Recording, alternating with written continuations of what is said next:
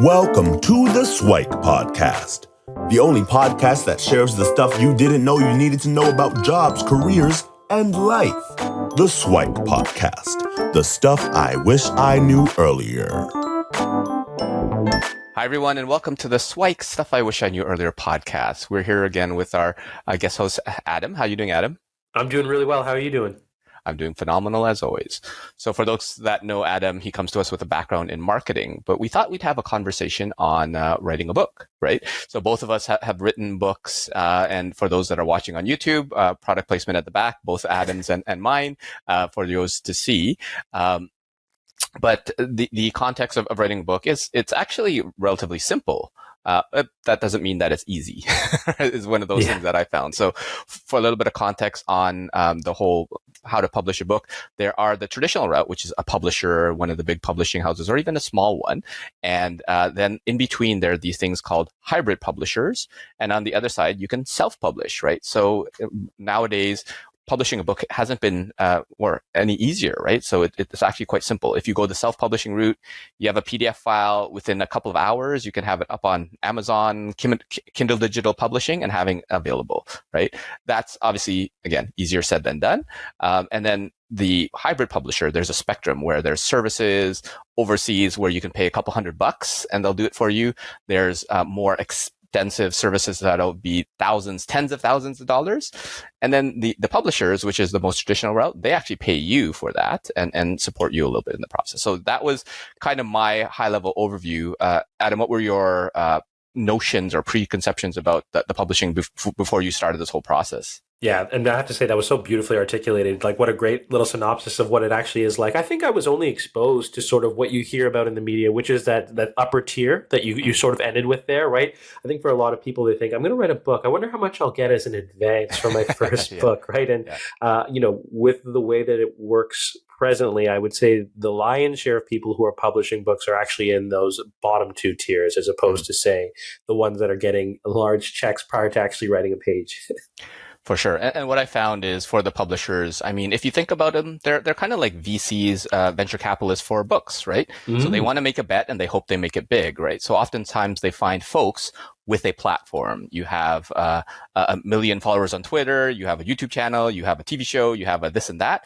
And could we sell a book to 1% of your audience or whatever? So that's what they're hoping for.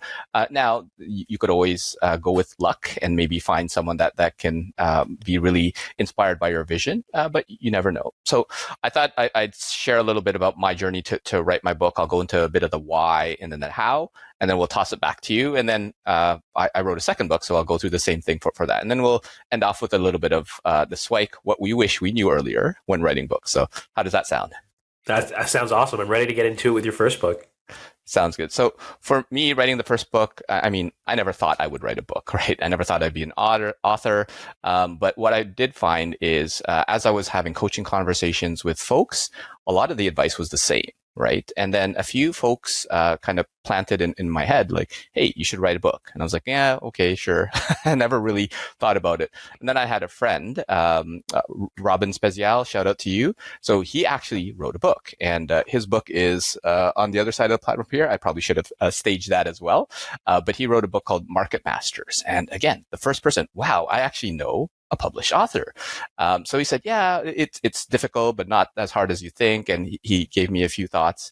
And one of my friends that we often hang around with, Kelvin Kong, so shout outs to Kelvin, he's in the publishing industry. And he kind of helped me get the wheels going in terms of connecting with folks, what I need to do.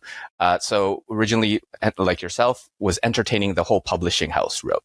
I mean, I don't have a huge following. I'm a bit of a nobody. So I didn't really have that sort of clout. So I decided to think about self-publishing or hybrid publisher. So what I ended up doing is I started to write. I wrote down basically what I call like the manual of stuff. And it ended up being like a 500, 600 page monstrosity, right? And I showed it to my parents and they're like, oh, what is this? This is like a reference manual. It's like, this is not really a book. It's like, yeah, but people need to know all this stuff. And I'm like, all right. But they didn't really pay too much credence. It's like, yeah, good job, son. So I enlisted the help of Kelvin, and he connected with me with a bunch of folks. So there's a publishing company, Lifetree Media, that basically took a look at it and said, okay, this is what we're going to do with it. We're going to restructure it. We're going to revamp it. And if you're really targeting kind of like the young professionals, students audience, they're not going to read 500 pages. Let's get it to 200. So they sliced, reordered, and we got to something more manageable. Then I connected with folks at Iguana Books. Again, I paid both of them for their services. And so they helped me get the line, copy, proofreading, helped me with the cover and all that sort of stuff. We did a little book launch. So shout out to Lillian too, who helped me kind of organize a little restaurant, a bunch of friends to gather in. And that's basically it. What happened? So it launched in 2017. The entire process took about 18 months to get through once I started writing to everything. Now, it could have been done a lot shorter had I known a lot of things. It could have taken a lot longer if I didn't without the support. And one of the key things I also did was I did a crowdfunding campaign that helped me kind of pay for the book. So it basically covered the costs of all the publishers, editors. And that was my experience for the first book. Again, lots of stuff I wish I knew earlier, but a lot of learnings along the way. So that was my experience, and I love, Adam, if you could share yours. Like, what was your experience? Obviously, we connected on the book. Yeah. But what was your experience like from your perspective? Eerily similar to yours in the sense that I had a friend who was a published author who went the road first. And I went to him too. And I said, I'm thinking about doing this. There's just, I love that you've done this. And he says, well, are you writing a book because you want to see your name in the halls of Chapters and Indigo and Coles? Or are you writing a book because you have something to say? Right. And truthfully, now I look back on it and I can say that it was a little bit of both. But at the time, I was just straight offended. I was thinking to myself, oh my gosh, does he think that there's just this air of prestige attached to being a published author that I'm chasing here? And really, it focused my efforts on honing in on the why. Why do I feel like I'm going to say something about personal branding that no one else has said?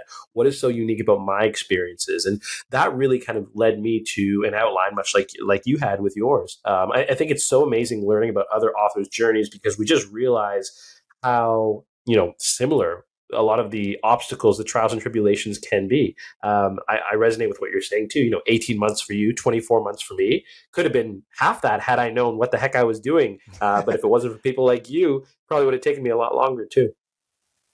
Yeah, and I'd love if you share a little bit on, obviously, your expertise. You were more on the marketing side. So if you talk a little bit about the writing bits and then a little bit about the after, because obviously with your background, yours book was a little bit more successful than my initial release. So I would love if you shared a little bit about that, because I think that's a very important thing that a lot of folks don't realize. And even for the folks that are get a publisher, even that normal tier, the publishers don't really do the marketing, right? They help you with all the distribution and the writing and all that, but the marketing is really up to the author. So I'd love if you shared a little bit of tips and tricks and your experience on the marketing side. Yeah, definitely. So for me, I devoted about 6 to 8 months purely to just pitching publishers. I pitched 54 in total. I got, I think it was 49 no's, 4 yeses, and one still hasn't responded to me, even though it was like 4 years ago. But I can't close the file until I hear from them. Ultimately, though, that was about just finding a fit. It was a little bit like dating, right? I was trying to understand, what is the power behind their communication? What are their avenues for sales? For many of them, I was also looking for a marketing strategy that was going to be complementary with my skill set, because I really wanted to be involved in bringing this book to life, especially because that is the subject matter of the book. So ultimately, I was evaluating all of these different things. This was a really, really big portion of the time that I spent personally, because I didn't work with a team for my first book, and now I am working with a team. And it's crazy because my editors step in when they feel like I've written something that we should be using as an excerpt to open doors for us as a catalyst for conversation. But when it's just you and it's an idea and you're just kind of working on things, I didn't even realize some of the resources that might be available to me that I eventually ended up using later on in the first book, and now I'm using for a second book. That's amazing. And you did a bit of a roadshow and connected with folks there. So if you kind of walk us through, so the marketing plan, you found a publisher, and now your book is in your hand / available for online ordering. What was the process to kind of get the word out there for yourself? I don't think I did that great of a job. The most that I did was that crowdfunding campaign to get people interested. Yeah. But for yourself, what was that process like? What was your own strategy and your tactics behind it? Yeah, so I think a lot of people they have a finished book in their hand, as you put it, and they go, "I got to get this out," right? And for me, that was never the case. It was about really having a very long pre-promotional campaign, and it even went back almost half a year when I held a user-generated content campaign for what the book cover would be. So I let artists from all over Canada come to me with kind of just a little bit of an excerpt. I let them read a little bit that was unreleased of the book, gave them a bit of flavor for who I was and what I wanted it to look like, but with really broad parameters. And then I think in total we had about 440 different artists come in and kind of pitch me on what they wanted to do. And the artist that I went with is so talented. She actually produced 2 of my top 10 favorite designs. And, we still keep in touch to this day because I love what she did with it.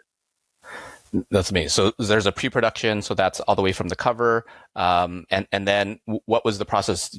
Was there any like social media? Obviously, when you did it as a proud author, I remember having it in my hand. I took a picture of it and posted it.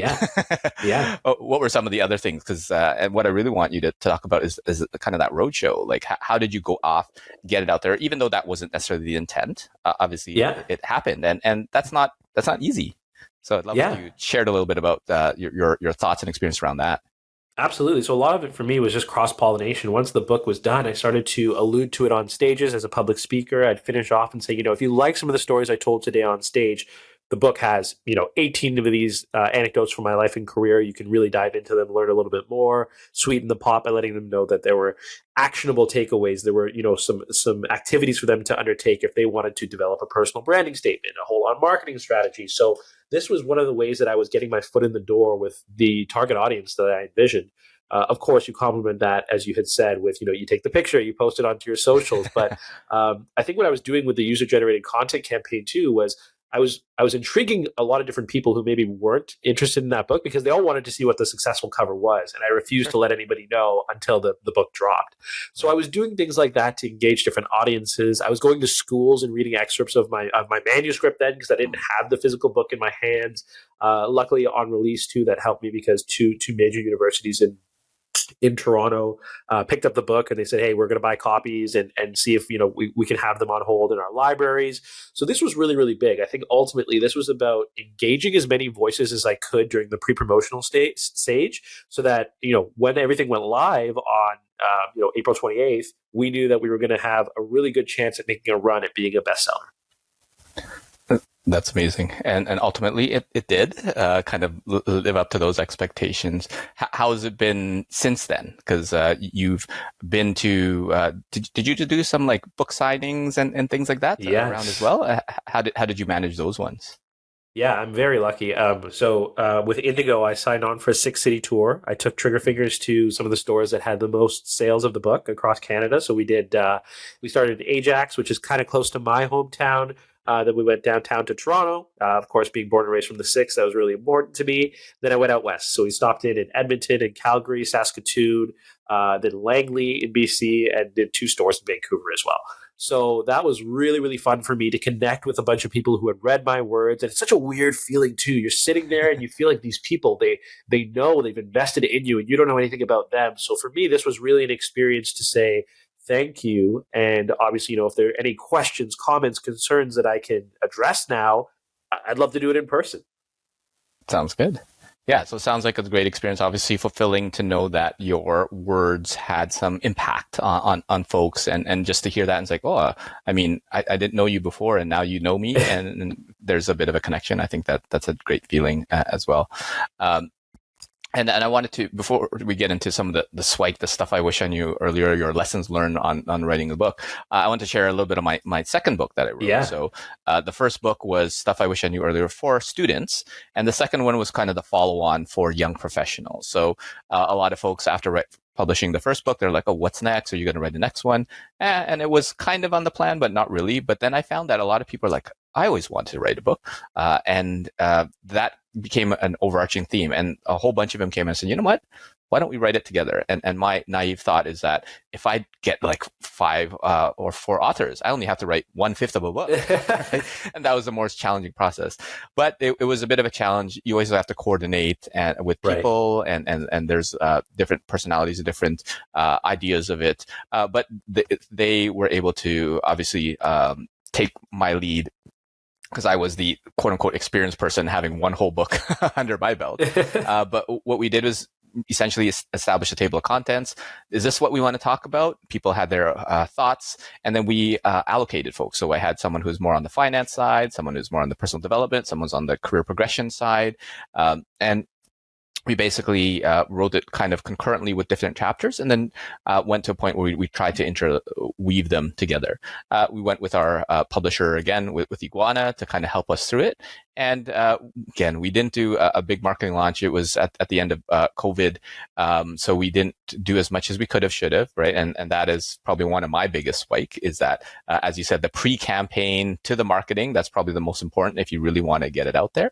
But yeah, and then the second one is out with a bunch of co-authors, and it is now available as of last year, 2022. So that was a little bit on the second book, similar but different, and obviously a little bit more relaxed along the way, because I had the first experience there.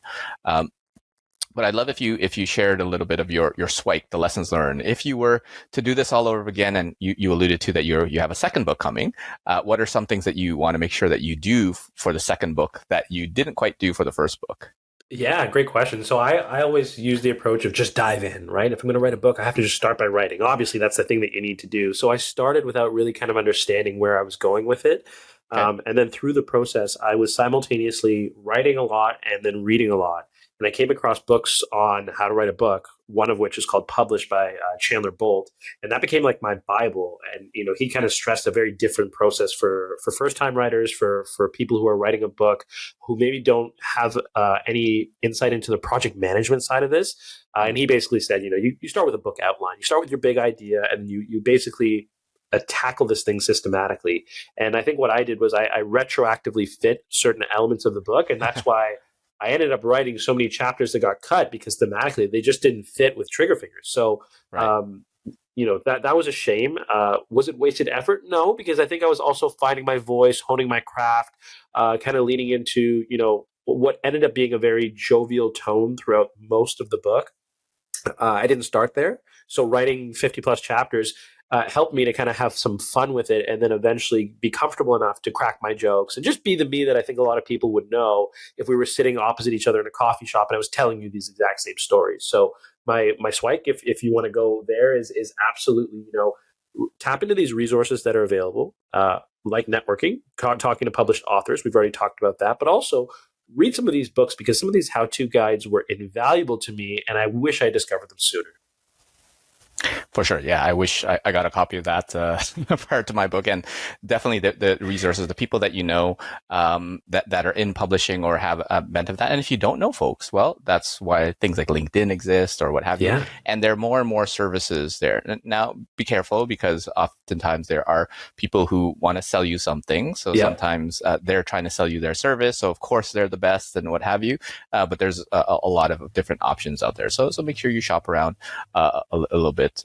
And one SIWIKE, and I don't know if it's really a SIWIKE, but it's just the understanding that really, if you're trying to make like a lot of money in books, that's often not the case, right? So what I found is to be a best-selling author in Canada, it's about like 5,000 books, right? Which doesn't sound like a lot.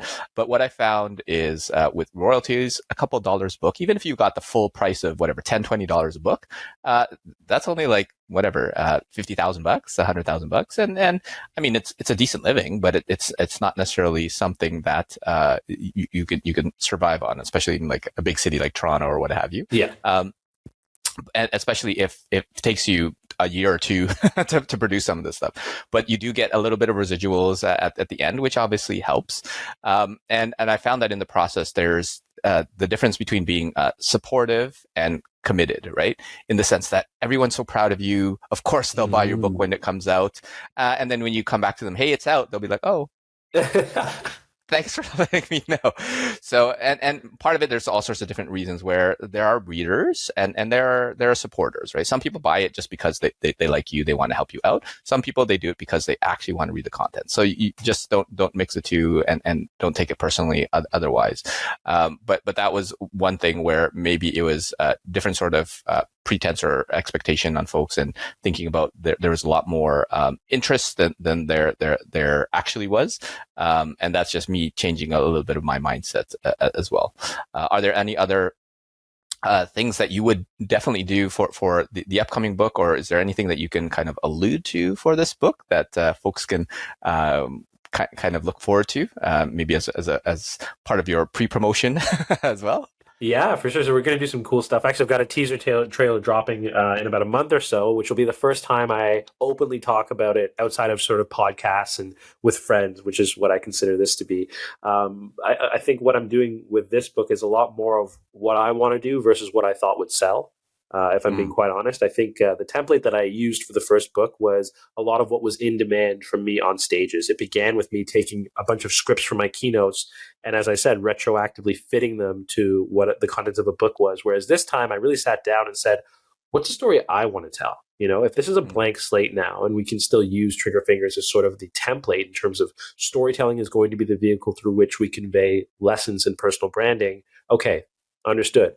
What are the things that we maybe don't talk about? So I'm excited to kind of maybe, if I can say this, flex a little bit more, show a little bit more of my writing chops, as opposed to just talking through what I believed were the fundamentals in book one, and maybe go a little bit deeper in book two. That's amazing. And so we're definitely looking forward to hearing that. Hopefully we'll be able to have everything align when your trailer drops.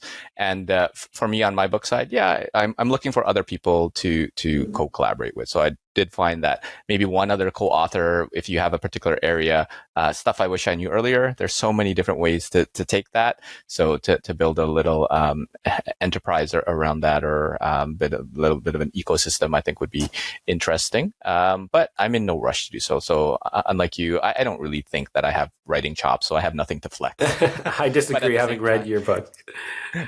Thank you so much. But at the same time, I do believe there's a lot of information and messages that need to be out there, which are said in some ways, but not said in others. So I definitely encourage folks that are writing to take that leap and actually write. Right now, it hasn't been an easier time to be able to get your work out there. And if one person reads it and one person is impacted by it, hey, that's probably worthwhile, right? Yeah. So thanks so much, Adam, for sharing your story, your wisdom and insights on your journey to writing a book. And we're looking forward to the second one. And any parting words for the audience? No, maybe a parting question for you, because you're in this unique position of having published two, and you always get the answer from parents. So I want to ask you, do you love your first or your second book more than the other? Is that even a thing? For sure. For me, I can actually say that I love the first one because I did that all by myself, right? The second one is there's a whole bunch of other co-parents there, so I'm a little bit more disconnected. So it's not the same thing as my firstborn or my secondborn sort of thing. It's more like your natural born versus your surrogate, right? It's a little bit slightly different. I still love both of them, right? So, but if you had to twist my arm, the first one has a slightly different place in my heart, right? Very cool. I've always wondered that. Yeah. Thanks so much, Adam, for sharing your thoughts, and hopefully we'll have you back for a future episode. Would love to. Thanks for joining us on the SIWIKE Stuff I Wish I Knew Earlier, the podcast. If you like the podcast, please subscribe on iTunes, Stitcher, or wherever you found this podcast. And if you can give us a review, that would be very appreciated. Feel free to contact me on LinkedIn at Luki Danu, LUKIDANU, and the same on most social media platforms. And I look forward to hearing from you. Thanks. Bye.